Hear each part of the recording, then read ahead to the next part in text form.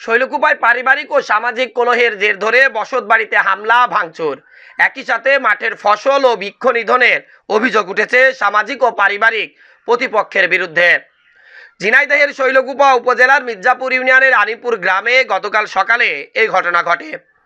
স্থানীয়রা অভিযোগ করে বলেছিলেন যে আনিপুর গ্রামের দবির উদ্দিন ও তার চাচাতো ভাইদের মধ্যে দীর্ঘদিন ধরে সামাজিক আধিপত্য নিয়ে এক প্রকার উত্তেজনা চলে আসছিল।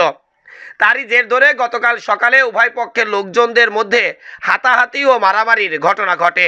এরপরই দবির উদ্দিনের সামাজিক প্রতিপক্ষরা একত্রিত হয়ে এসে তার বসতবাড়িতে হামলা ভাঙচুর ও লুটপাট চালিয়েছে। এরপর মাঠে থাকা মরিচ গাছ ও কয়েকটি বড় বড় গাছও নিধন করেছেন।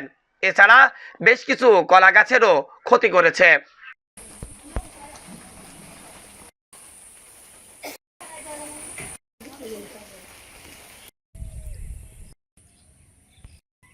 আমাদের বাড়ি হলে যে দরজা ভেঙেছে, ঘরে বেড়া ভেঙেছে, জানলা ভেঙেছে, হাতে হাঁড়ি ভেঙেছে, আরও মেয়ের নাকে কোপ মারিয়েছে, ছেলের মারিয়েছে, গাছগাছালি কেটেছে, মান্দা গাছ কেটেছে, মেহনি গাছ কেটেছে, তারপর যে আরও হলে কলা গাছ কেটেছে, তারপর হলে বাড়ির পর এসে আমার ঘরে মারিয়েছে।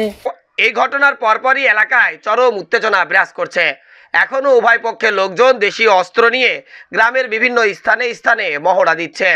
এই ঘটনার জের ধরে উভয় পক্ষ থানায় একটি লিখিত অভিযোগও দায়ের করেছে।